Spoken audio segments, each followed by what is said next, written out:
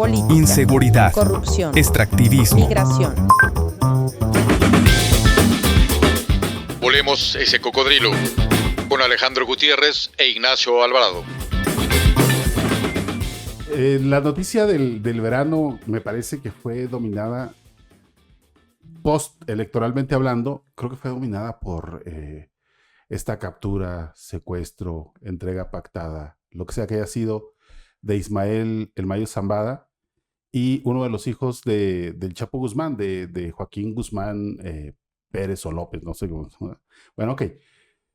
Pero a la vuelta de semanas, de los meses, incluso, ¿qué demonios te dejó esto de lectura a ti como periodista y qué sacas de todo esto? En principio me llamó mucho la atención la cobertura informativa. El hecho en sí se produce en medio de un proceso de transición en México y la campaña electoral en Estados Unidos que tiene pues el próximo mes ya la votación. Esto evidentemente fue un tema que impactó en lo político. E incluso pues todo el mundo ya empezó a hacer apuestas sobre si esto le iba a pegar a López Obrador o a los políticos de Morena. Bueno, el primero, bueno, evidentemente que mencionaron fue el gobernador de Sinaloa, Rocha Moya. Pero yo quiero hacer hincapié en la cobertura que hicieron los medios, porque todo el mundo estaba haciendo revelaciones al principio. O sea, todo el mundo se basaba obviamente en sus fuentes, que casi todas en principio eran de Estados Unidos. No, todos agentes de la DEA. Y todas se fueron versiones interesadas. Incluso cuando el propio... incluso se contradice un poco la carta que saca el abogado de los hijos del Chapo Guzmán y la carta que saca el agente del Mayo Zambada. En una habla de respeto y de camaradería y la otra dice pues, que fue un secuestro, ¿no? Uh-huh. Entonces digamos que dentro de la misma organización las dos facciones dieron versiones distintas. El presidente López Obrador estuvo pues bailoteando ahí con una serie de primeras versiones totalmente falsas. El tipo no supo bien exactamente cómo estuvo el enjuague. Y lo que me llama la atención es eso, o sea, cómo los medios estuvieron rebotando de una versión a otra y todos hablando de sus fuentes, sus fuentes. Y cuando, bueno, pues hay cosas que daban a entender, o cuando menos los signos eran que había habido un acuerdo, ¿no? Sí, mira, y sobre todo muy, muy, muy lamentable la forma en que se agarra fuera de base, totalmente fuera de base, al presidente de la República, a la secretaria de Seguridad, que será la próxima secretaria de Gobernación, porque eso habla de, del desdén institucional de las propias estructuras del Estado mexicano hacia la figura presidencial.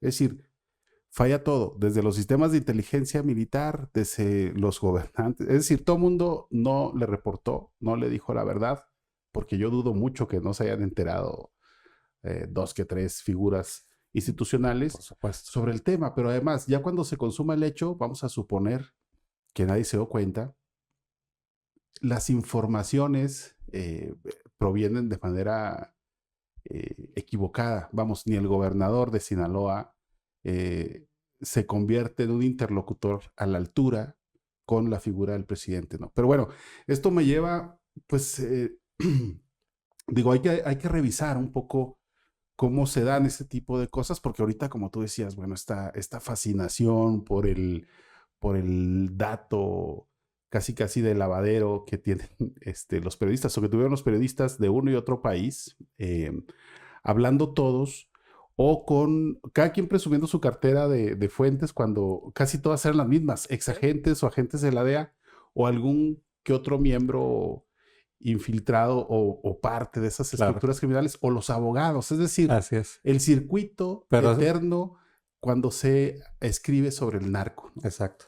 Y si te das cuenta, o sea, la versión en el fondo es una versión muy tipo Netflix, que busca, Pues que son las versiones que hacen los gringos. efectivamente, pero que en el fondo lo que busca es que ninguno de los dos gobiernos acabe de informar en realidad los términos en los que se dio un casi seguro acuerdo, ¿no? Ujú.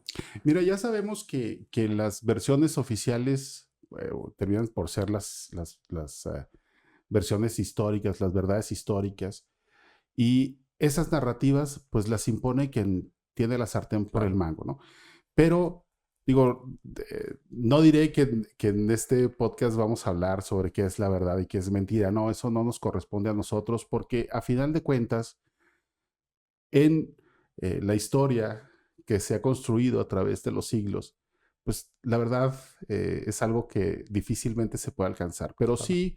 sí, creo que se pueden aportar lecturas y pasajes Y para, elementos sí, concretos, sí, además, digamos, para decir que esto no es nuevo, ¿no? por Las supuesto. figuras de hace, por ejemplo, 30 años o un poco más, dominantes dentro de este Star System del narco, pues eran, por ejemplo, pues los Arellano Félix, García Abreu acá por el Golfo. Antes de Amado Carrillo, había dos concuños, Rafael Muñoz Talavera, Rafael Aguilar Guajardo, ambos Claro, surgidos de la desaparecida Federal de Seguridad, Dirección ¿no? Federal de Seguridad. Entonces, bueno, ¿quién era Rafael Muñoz para comenzar? Porque a Rafael Aguilar, que era un empresario ahí, los dos eran empresarios, dividieron en empresarios. Sí. Rafael Aguilar es el primero al que le cuelgan la medalla de ser el primer jefe del cártel de Juárez, ¿no? Sí. Pero Rafael Muñoz, él se vuelve una figura notable allá por el 92, por ahí, cuando se efectúa el decomiso de cocaína, que hasta la fecha creo que sigue siendo imbatible, sí. 20 toneladas de droga en un suburbio de Los Ángeles que se llama Silmar. Silmar, exactamente. Y fíjate, ahí yo recuerdo unos días antes de que se diera la noticia y la captura posterior de Rafael Muñoz, me tocó ir a un concierto de Lucha Villa en el palenque de la Feria Expo de Ciudad Juárez, y en primera fila del redondel pues estaban Carlos Manuel Salas, entonces coordinador de Ministerios Públicos Federales, que había sido uno de los agentes del Quinazo. Hay que ser fue el Ministerio Público del Quinazo. Exacto. Los dos jefes de la Judicial Federal, que eran Elías Ramírez Ruiz y Arnulfo Galindo. Sí. Y estaban acompañados de Rafa Muñoz, aventando sus whiskies, disfrutando de Lucha Villa. Después, días posteriores, viene lo del decomiso, se ejerce la presión, y estos mismos personajes escenifican una captura en un hotel de allá de aquella ciudad de Rafa Muñoz, ¿sí? Entonces, que por cierto es un hotel que está a unos cuantos un par de kilómetros, del cruce fronterizo. Y efectivamente fue un montaje antes de los de García Luna, digamos. No, hombre, pero participaron todos los agentes que había y algunos invitados, claro, ¿no? Y la prensa en pleno, y claro, bueno, eso fue una entrega pactada. Sí, al día siguiente presentan al tipo en el garage de la casa que hacía de sede de la PGR en aquel tiempo, que era una casa decomisada a un narco, y ponen a Rafael Muñoz así, si acaso 1 metro de distancia de los reporteros, al lado de una mesa con una montaña de pacas de dólares que supuestamente eran $1 millón, ¿no? ¿Qué pasó con ese dinero? Nunca se supo. Rafael Muñoz, pues evidentemente es procesado, compurga una pena de no recuerdo cuántos años, y al salir de la cárcel, pues unos cuantas semanas después es asesinado de manera violenta. Pero bueno, ¿a qué voy con esto? A que aquella vez se construye una narrativa en la que desde Estados Unidos ya se está hablando de la enorme amenaza o el gran desafío que representan los narcos mexicanos, entre comillas, narcos, cuando los mandones del negocio, de la ruta y todo esto, eran los propios agentes del Estado. Y hay que recordar también que en aquel tiempo, Chihuahua, el estado con más extensión territorial del país, solamente tenía 2 efectivos federales, que eran este hombre, Galindo, y este otro, Elías Ramírez. Los demás eran agentes del Estado prestados a la dependencia. Madrinas, las conocidas madrinas, que no eran otra cosa más que policías sin placa. Sí, torturadores. En fin, entonces nada se movía en México ahora sin anuencia de las autoridades. Es interesante porque para entender lo que pasa hoy, hay que poner el foco un poco en aquellos tipo de eventos. Por ejemplo, a mí me tocó cubrir a partir de un informe que publicó la revista Proceso. El corresponsal en ese entonces era Carlos Puch. Publicó un informe de la inteligencia militar donde hablaba cómo los narcotraficantes, particularmente en la región fronteriza, estaban aprovechando el Tratado de Libre Comercio que estaba por entrar en vigor. Y ellos ya estaban preparados con una serie de empresas para hacer tanto movimientos de droga como para el blanqueo de los capitales, ¿no? Y precisamente Rafael Muñoz era mencionado ya en ese informe. Eso, es decir, te estoy hablando 1 o 2 años después de la presentación de Rafael Muñoz en esta captura, cuando se supo que pues, Rafael Muñoz su grupo seguía operando, ¿no? El hecho es de que era todo un entramado de empresas, una que estaba en la carretera que va de Ciudad Juárez a Nuevo Casas Grandes, donde fundían las partes metálicas de las baterías de los coches para regresar ese material y que fuera reutilizado. Bueno, pues los trabajadores de esa fábrica que estaba a escasos 18, 15 kilómetros de la frontera con Estados Unidos, eran obligados a trabajar con hombres armados, ¿no? O sea, no podían salir. Algunos escapó, todos estaban enfermos de los pulmones a la hora de la emisión de los gases, ¿no? Contaminantes. Exacto. Sí. Pero ahí, a mí, en lo personal, me dio la perspectiva más allá de lo que ya veníamos consumiendo, de que el tema de las drogas era un tema entre policías, militares y los malos, ¿no? Los narcotraficantes. Sí. Ahí a mí ya me hizo dar una dimensión de cómo ellos sí se preparan, porque esta es una empresa criminal pues global, ¿no? Y entonces ellos se ajustan a los nuevos esquemas que era el Tratado de Libre Comercio, ¿no? Entonces es interesante porque, digamos, es un poco un momento de esa evolución que ahora vemos como, bueno, pues sí se sigue traficando a nivel global por un montón de redes, ¿no? De distribución. Fíjate que es bien interesante porque volvemos a lo mismo, es cómo se va construyendo o cómo se va cincelando en la mente, pues yo no diría del ciudadano común, sino hasta de la propia academia y del mundo periodístico, una narrativa que no deja de ser novelesca, ¿no? Hablando de aquellas toneladas, de aquellas 20 toneladas que se le atribuyen a Rafael Muñoz, pues es cuando se empieza a construir desde las agencias estadounidenses esta onda de que los narcos eran tan creativos y tan ocurrentes, digamos, ¿no? O sea, es lo mismo, pero suena más mejor decir ocurrentes, que con la cocaína fundían y armaban figuras de porcelana y que piñatas. Eso es muy de película, ¿no? Sí, que de hecho hay series y películas donde así te lo demuestran. Cuando, pues, eso era falso, güey. O sea, digo, a mí nunca me tocó, y creo que a ti tampoco, pues ver cómo despedazaban una figura de yeso y que, eureka, era cocaína, ¿no? Pero bueno, Pero eso se instala en el imaginario popular. Y luego, como bien dices, 1994 marca un antes y un después Sí. en el tema de cómo se cuenta la dinámica del tráfico de drogas entre México y Estados Unidos, porque antes de eso, digamos que dominaban unos clanes familiares más tirándole a rancheros ahí, ¿no? Ujú. Pero recordemos también que todo esto que se conoce como el Triángulo Dorado, esta Sí. parte que colinda entre Sinaloa, Durango y Chihuahua, pues es una zona que siempre han dominado los militares, que siempre están los Sí. militares metidos ahí y que no das un paso sin que lo perciban. Siempre hay apellidos, ¿no? De particulares, Sí. pero efectivamente, que los Pizarro, en fin, hay un montón de apellidos, pero efectivamente, eso que tú dices es clave.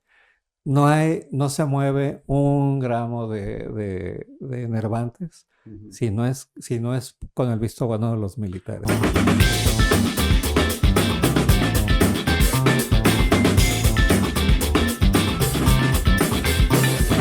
Ahora, em, ¿qué es lo que propone el tratado comercial entre los países de América del Norte? Pues un movimiento inusitado, inédito, de Mercancías. comercial de mercancías, ¿no? Entre uno y otro país. Entonces, cuando de pronto, porque esto ha durado años, o sea, digo, ya alcanzamos Sí. 30 años, en donde las autoridades de Estados Unidos te dicen que, por ejemplo, la droga cruza con indocumentados en mochilas, que la droga, si no es en piñata, es oculta en no sé dónde, que en los dobles fondos de los vehículos. Pues mira, yo no estoy diciendo que no suceda, Sí pero ese sucede. no es el gran volumen. No, La por droga supuesto. cruza por los Por los puertos, puertos. ¿sí? Y luego, yo sí, Por los puertos siempre, y por los sí. aeropuertos Y también. lo que nunca han podido demostrar, pero que se escribe así, eh, con desparpajo o con credulidad absoluta, es que 70% de la droga que se consuma en Estados Unidos cruza por la frontera común, Ujú. lo cual es falso. Los grandes volúmenes de droga, si bien entran de manera Sí. por los puertos establecidos entre la frontera México-Estados Unidos, entran por los puertos marítimos. Sí. Y hay una enorme producción, sobre todo de drogas sintéticas y de marihuana, desde bien comenzados los 90 en los Estados Unidos. Hay muchos referentes, pero vamos, esta es una narrativa que conviene a los intereses Sí. geopolíticos y es parte de la geoestrategia política de los Estados Unidos. Y de este lado, donde siempre se ha tenido una debilidad institucional, que ojo, eso no quiere decir que no sean controladores en Sí, más de un sentido sobre el negocio de la droga, hay una debilidad institucional que queda demostrada otra vez con el caso claro. este del Mayo Zambada, eh, en la que no hay una cohesión, nunca ha habido una operación de Estado para Sí. combatir a células del crimen organizado, porque a final de cuentas los agentes, Ujú. los gobernantes, la clase empresarial mexicana, no estoy diciendo que toda, pero en alguna o Importante, en sí. gran medida, constituyen ese crimen organizado o se sirven de él. Mira, digamos, voy a tratar de un poco verlo, esto mismo que estás planteando, pero con unos elementos adicionales. A ver si me puedo explicar. Yo veo que eh, precisamente la globalización lo que trajo fue el mercado legal, ¿no? La intercambio de mercancías, las reglas nuevas para el intercambio de esas mercancías y el tráfico de esas mercancías legales, pero también trajo por abajo de la mesa el mismo esquema que pues, eso también son empresas, ¿no? Ujú. Criminales, pero son empresas. Sí. Entonces, eh, lo que vemos, yo lo que veo es que obviamente México sigue siendo un país importante para el tráfico de drogas, de cocaína, para la producción de las metas y fentanilo y todo eso. Pero, pero también se produce en Estados Unidos, como tú dices. Lo que quiero decir con esto es que lo que está fallando ahí es la narrativa. Es decir, Estados Unidos dice, México es productor de fentanilo. Siempre le gana la narrativa al gobierno mexicano. Exactamente. Siempre. Pero lo que sucede en realidad es que en los dos países se produce fentanilo y en los dos países se produce meta. Y hay gente que está de un lado y de otro, redes distintas o redes compuestas, que están traficando por todo el mundo este tipo de drogas. Es decir, evidentemente los cárteles, entre comillas, famosos son los cárteles mexicanos en esta región, digamos, ¿no? Porque si nos vamos a Europa, pues están las redes balcánicas, ¿no? Que yo creo que son de las que tienen un movimiento más importante ahorita. ¿Por qué? Pues porque Europa se ha convertido en un gran mercado de cocaína y un territorio de tránsito de cocaína y de meta, sobre todo más hacia los países del este. Entonces, hay infinidad de redes criminales. En este caso, la fama de los grupos mexicanos se basa, se asienta en la narrativa que da la DEA, que da el Departamento de Justicia, donde dice, estos son los grandes culpables, y que sirve perfectamente para lo que estamos viendo en la campaña, ¿no? Que personajes como Donald Trump dice, estos son los culpables de la muerte de nuestros jóvenes. Cuando ellos también, digo, ellos incluso, el tema de la marihuana se volvió un tema doméstico, ya dejó de ser un tema de tráfico. Sí, hace bastante. ¿No? Hace ya bastante. Pero igual sucede con las metas. Entonces, retomando, lo que vemos es una narrativa distinta, una narrativa dirigida nada más. Pero producción hay pues en ambos países. Mira, y que moldea, ya sea por incapacidad para abrirse hacia otros ángulos o por simplemente que no resulta informativamente sexy. O sea, a los medios de comunicación de uno y otro país, a menos que sean con algún grado de independencia y que apuesten por un periodismo más profundo, una versión distinta sobre el tema pues no les interesa. Mira, yo nunca he podido colocar en México, más allá de Newsweek en español, donde lo hice, y Al Jazeera cuando estuvo operando en Estados Unidos también. Pero es ahí cuando yo comienzo a publicar los contextos de la industria extractivista en torno al tema del crimen. Exacto. Atribuido o, bueno, emanado de los cárteles de la droga, entrecomillados, todo eso, ¿no? Y es que hay una enorme convergencia de líneas y de intereses que toman al tráfico de drogas como pretexto. Entonces, ahorita recuerdo, fíjate, en el 2000, creo, 2001, uno de esos 2 años, me entero, estando en Monterrey, me entero que en el penal de Torreón está preso Óscar López Olivares. Óscar López Olivares, hay que recordar, apodado el Profe, era, según autoridades de Estados Unidos y según autoridades mexicanas, el número 2 del cártel de Juárez, el cerebro dentro de la maquinaria empresarial de García Ábrego. El líder del cártel del Golfo, el llamado cártel del Golfo. Estaba preso no por una cuestión relacionada con el tráfico de drogas, estaba preso por violencia intrafamiliar. Me recibe, me hace una serie de preguntas porque él quería sondear qué tanto, por dónde iba, porque si le iba a preguntar qué onda con, digo, las preguntas comunes, pues me iba a batear, básicamente. Claro. ¿No? Y bueno, esa entrevista se publicó en una revista que circulaba entonces, Día 7, se encartaba en el Universal y otros 12 medios del país. Y en resumen, él termina autodescribiéndose como un agente con poder plenipotenciario para operar a nombre de instituciones tanto mexicanas como estadounidenses, el cruce de droga ¿no? Por Ujú. aquella frontera que comprendía entre Tamaulipas y parte de Coahuila. Y en esa entrevista me deshace muchos mitos, entre ellos la supuesta rivalidad entre los cabezas de los De cárteles, los ¿no? ¿Sí? grupos, sí.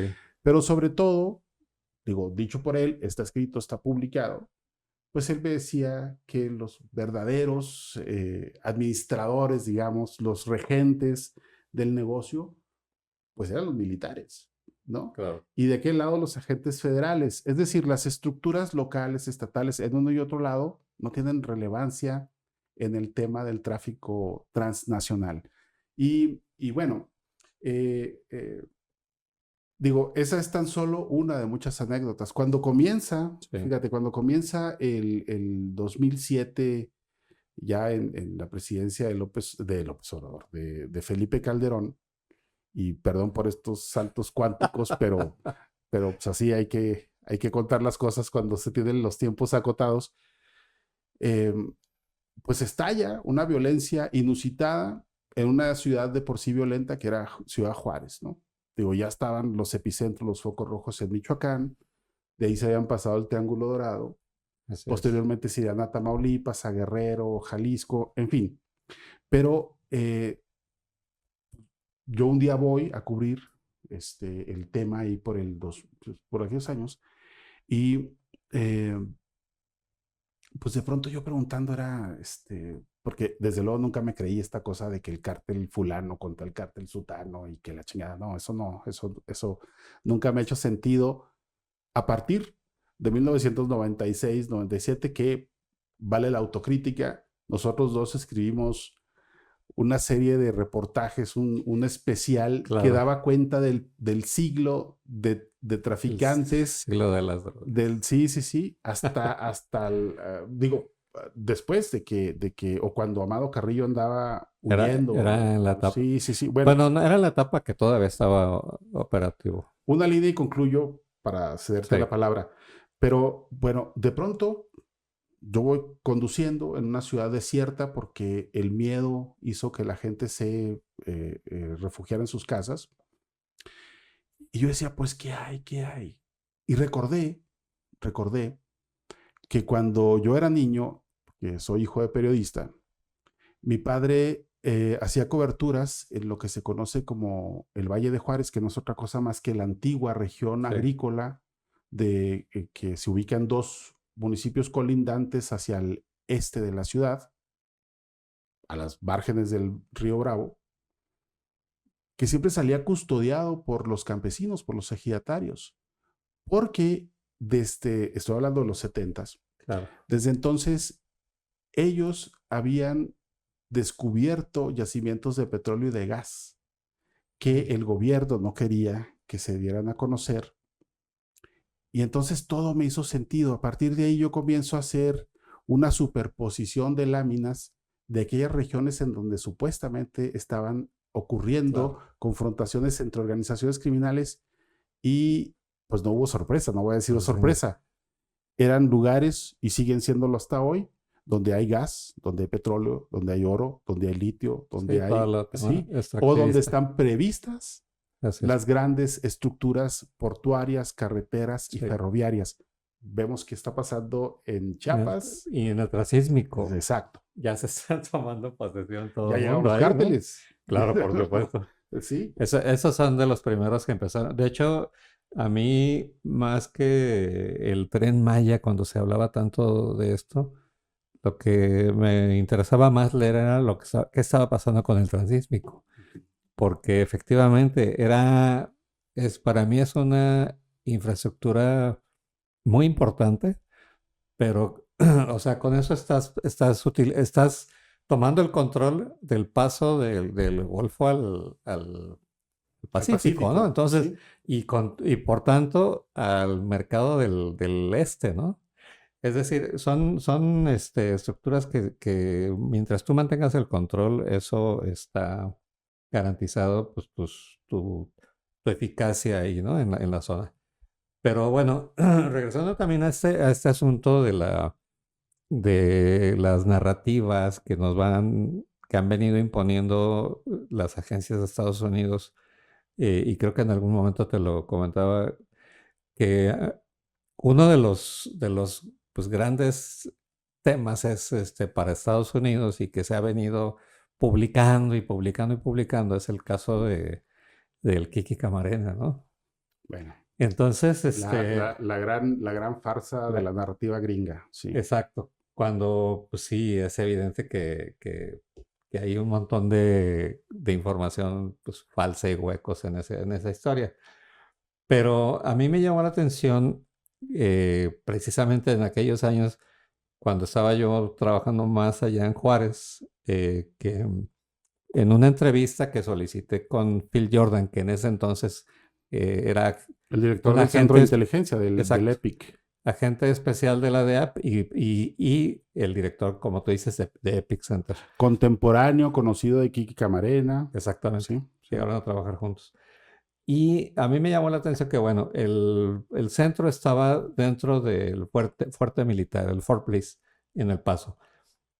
Cuando entramos al primer encuentro con Jordan, a mí me llamó la atención que en todas las escritorios, ¿no? Bueno, en las paredes había fotos de Kiki Camarena, las tazas que usaba el personal hacían referencia a Kiki Camarena, las plumas, por ejemplo, ¿no? Entonces, yo quedé un poco alucinado porque dije, no es un rollo de mercadotecnia de orgullo de ellos, sino es un personaje que están vendiendo, ¿no?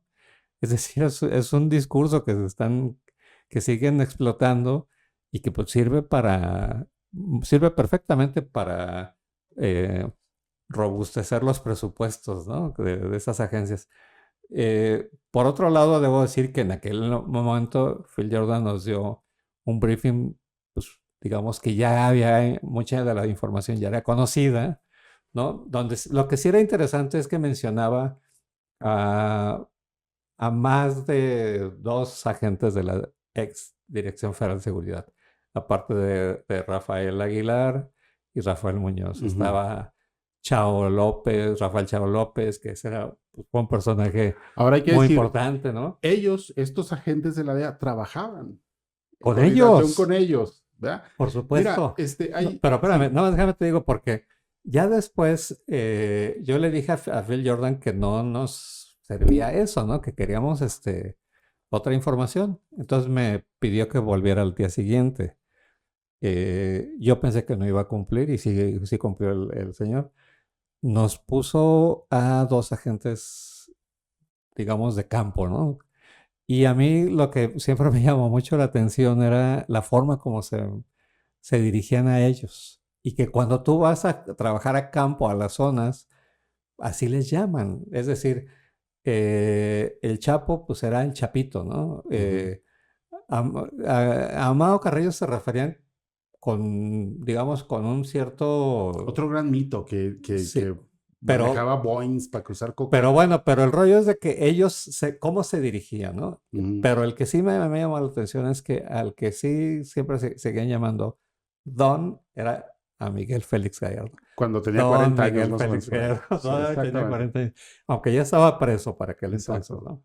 Mira, es muy curioso porque, bueno, personajes como Phil Jordan o como otro exagente Mike Vigil.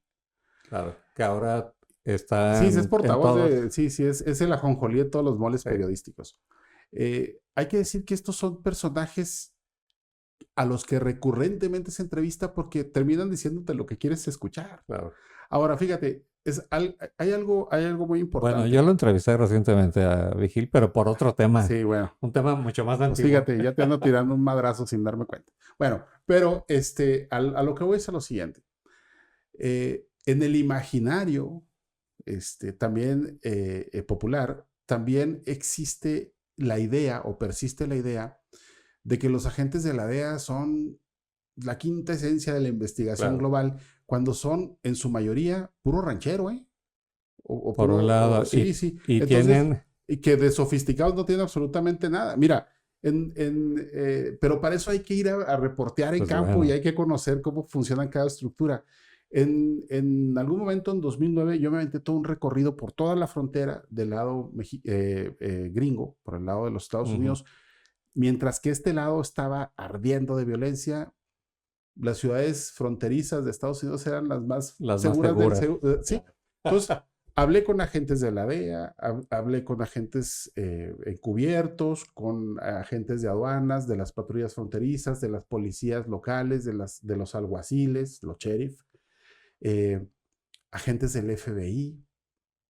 Y mira, entre todos no se armaba uno. Y cada quien te maneja sus cifras. Claro. Y a final de cuentas, cuando empiezas a atar los cabos, te das cuenta que la droga que presumen decomisar es exactamente la misma, con algunas mermas, porque otra agencia reporta menos y presume más, etcétera. Pero me tocó, así llegué, me tomé una licencia para irme a una pequeña ciudad al borde del río Bravo, pero rumbo casi en los linderos de Nuevo México con Colorado, más allá de Albuquerque, que se llama La Española. Hay que recordar que el río Bravo viene de por allá, ¿no? Y fui ahí, quise ir allí, porque había dos antecedentes. Uno, allá hace como 20 años, como 2005, 2006, por allá, 18 años por ahí, yo fui a unas fábricas donde se cocinaba metanfetaminas en Albuquerque, en Alamogordo y en Roswell. Y yo recuerdo, no voy a quemar a los editores, pero yo recuerdo que llamé acá y les dije, maestros, acá se está haciendo esto y esa droga sintética no está cruzando de México hacia Estados Unidos, sino de este triángulo hacia Tijuana, hacia Juárez, ¿no? Y pues me dijeron que no. Cuando sale la serie Breaking Bad, me llaman y me dicen, oye, hazte ese trabajo. Dije, no, pues qué pues. O sea, digo, ya se había roto la novedad. Claro.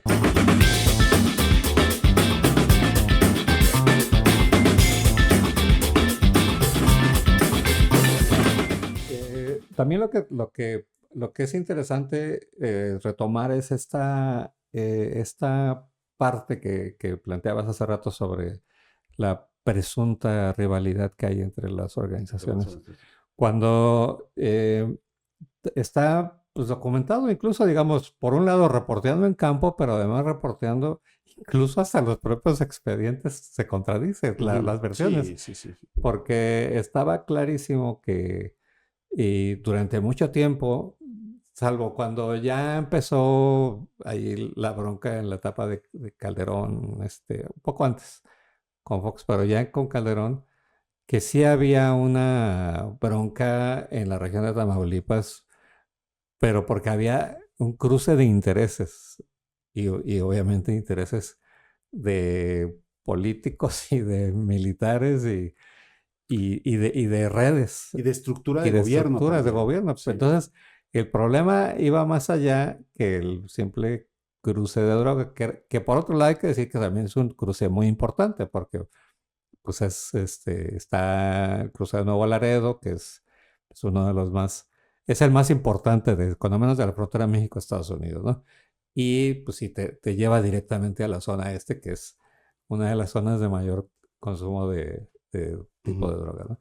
Pero lo que era cierto es que estaban todos los grupos estaban operando ahí durante mucho tiempo, o sea, y luego yo recuerdo que en la etapa de Fox empezó un poco ahí el desorden, y yo me acuerdo que hubo un operativo que dio un operativo del gobierno de Fox para poner un poco de control, se supone que en los penales y en la región. Y fue la que era entonces Policía Federal Preventiva, ¿te acuerdas? ¿No? Que estaba. No, la PFP. La PFP, sí. Pero bueno, llegan ellos y obviamente van todas las televisoras. Y entonces como había ya, eran las primeras imágenes donde había helicópteros y veías el show, uniformes militares. Yo recuerdo que el director me dijo, hay que cubrir eso, ¿no? Y le dije, no, ni madre. O sea, le dije, no podemos ir a cubrir eso porque eso es para la imagen para las televisoras. Le dije, si vamos a hacer lo que está pasando en realidad, ¿no? O sea, y yo recuerdo que fuentes con las que podía yo contar, y por ahí también algún amigo común, me contaban que los Zetas se estaban movilizando en camiones de valores en los que se mueve el dinero de los bancos, ¿no? Entonces, ¿quién va a parar a un camión de valores si tú dices, bueno, pues estos traen valores? Entonces, incluso la PFP los dejaba pasar. Entonces, es decir, era pues hasta caricaturesco el asunto, ¿no? Sí. Pero las televisoras y todos estaban mostrando nada más la parte del show, ¿no? Espectacular. Exacto. Bueno, ya recordé para dónde iba con lo de Albuquerque, la Española. Sí. Llego a hablar ahí porque bueno, ¿por qué fui a la Española? Porque en ese momento era el condado con más muerte per cápita por uso de drogas, por sobredosis en Estados Unidos.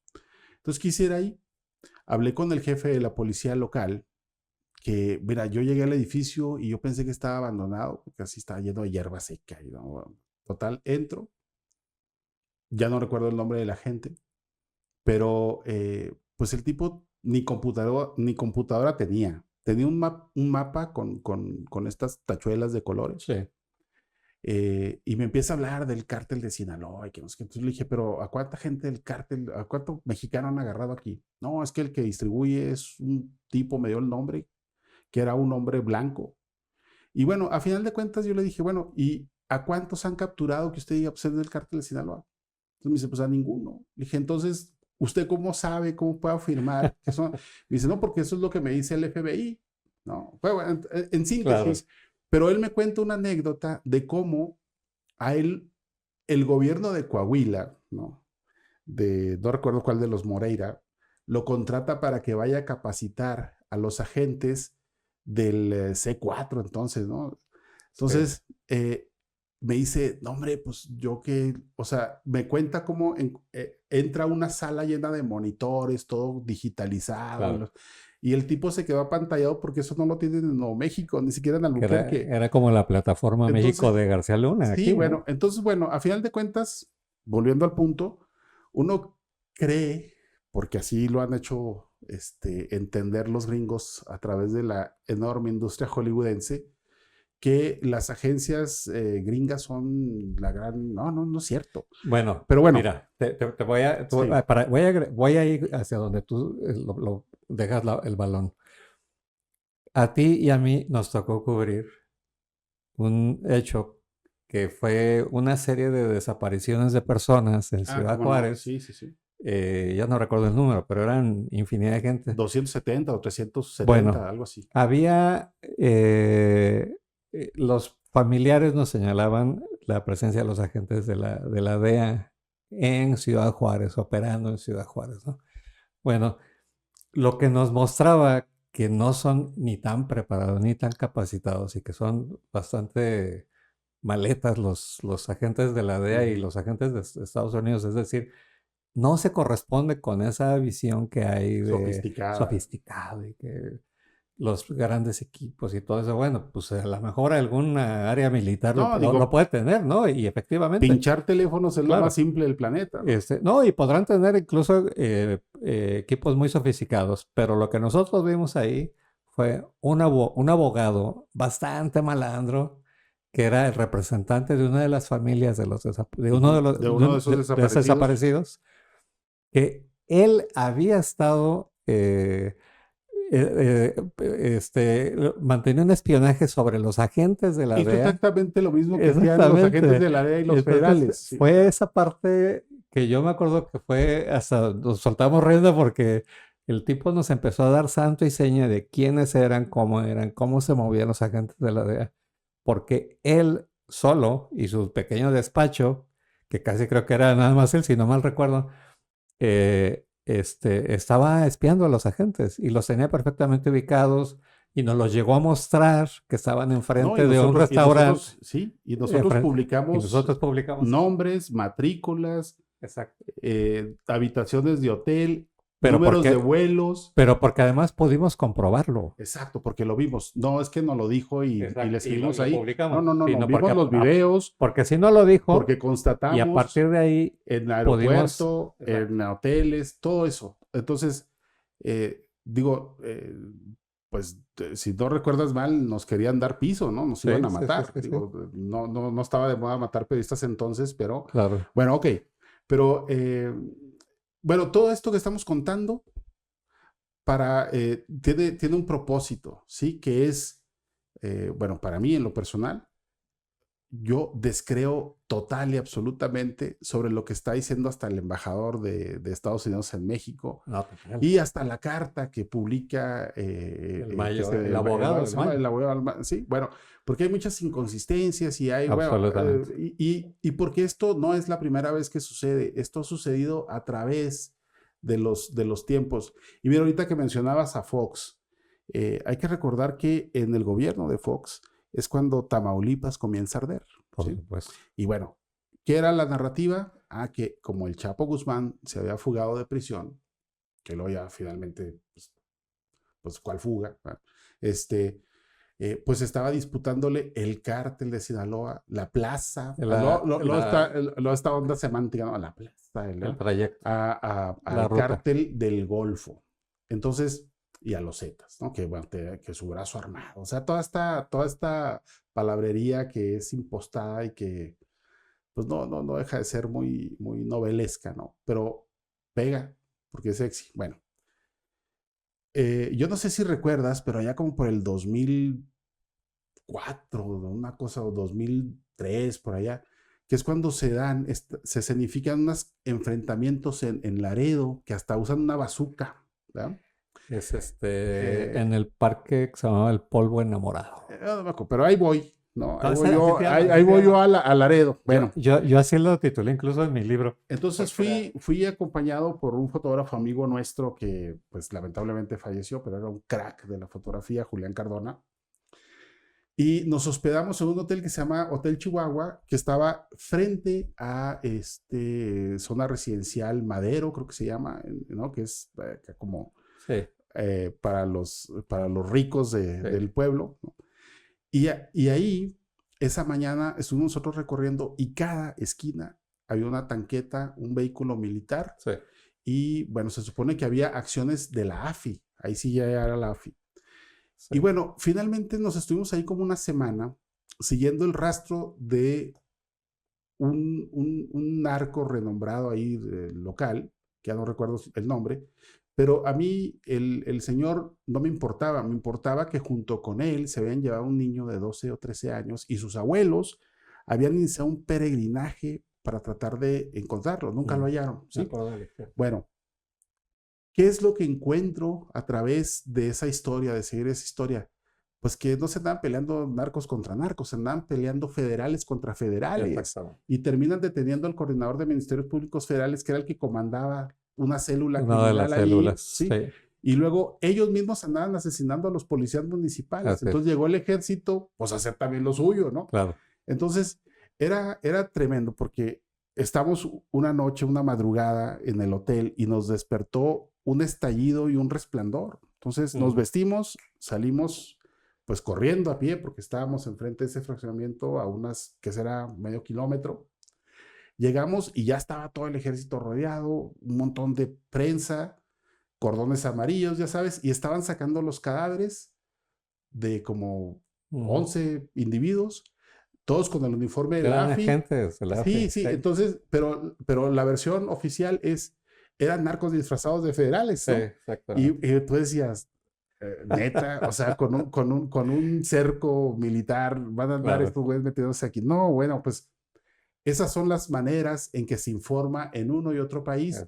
Y desde luego hay discursos rectores, ¿no? Que generalmente provienen o se gestan en el Departamento de Estado en Washington. Sí, por supuesto. Pero bueno, lo cierto es, y de esto hablaremos, pues no una, sino algunas veces, ¿no?